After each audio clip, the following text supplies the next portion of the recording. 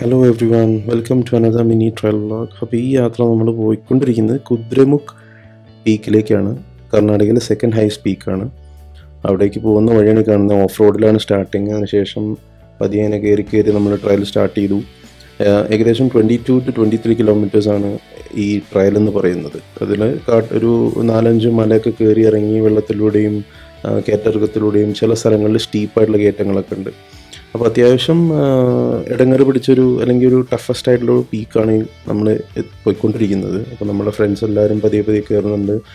ഇടയ്ക്ക് വെച്ച് ഗൈഡ് 2 ടീമായിട്ട് നമ്മൾ സ്പ്ലിറ്റ് ആവേണ്ടി വന്നു. കാരണം ചിലവർ സ്റ്റാമിന കൂടുതലാണ്, ചിലവർക്ക് കുറച്ച് കുറവാണ്. അപ്പം അതിൻ്റെ രീതിയിൽ ഇങ്ങനെ അങ്ങോട്ടും ഇങ്ങോട്ടും പോകണം. അപ്പോൾ അതിനിടയിൽ പറ്റാവുന്ന സമയത്ത് ഞാൻ ചെറിയൊരു ട്രയൽ വ്ളോഗ് എന്ന രീതിയിൽ കുറച്ച് വീഡിയോസ് എടുത്ത് കൂട്ടിയാണ് കാണുന്നത്. അപ്പം നമ്മൾ സ്റ്റീപ്പായിട്ടുള്ള ചില ഭാഗങ്ങൾ കയറിയതിന് ശേഷം നമ്മൾ ഏകദേശം ഇപ്പം പീക്കിൻ്റെ അടുത്ത് ഇങ്ങനെ എത്താനായിട്ടുണ്ട്. അപ്പോൾ അതിൻ്റെ ഒരു സന്തോഷമാണ് ഇപ്പം ഫേസിൽ കാണുന്നത്.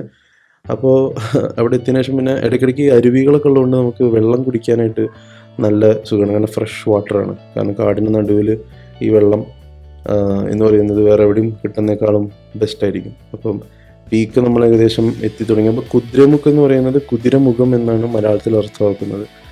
മുല്ലയനഗിരി പീക്കാണ് കർണാടകയിലെ ഫസ്റ്റ് ഹൈസ്റ്റ് പീക്ക്. അതിനുശേഷം കുദ്രമുഖാണ് സെക്കൻഡ് ആയിട്ട് വന്നിരിക്കുന്നത്.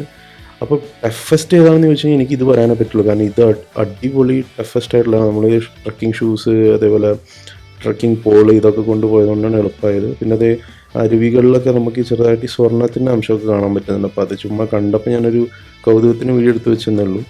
അതിനുശേഷം മേലെത്തിയപ്പോൾ ഒന്നും പറയാനില്ല.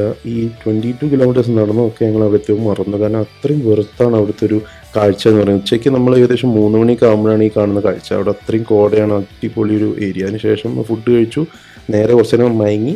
അങ്ങനെ അടിപൊളി കാഴ്ചയ്ക്ക് ശേഷം ഞങ്ങൾ പതിയെ ബേസ് ക്യാമ്പിലേക്ക് തിരിക്കാമെന്ന് വെച്ച് അങ്ങനെ നേരെ നടന്ന് നീങ്ങുകയാണ്. So I hope you guys like my mini trail vlog.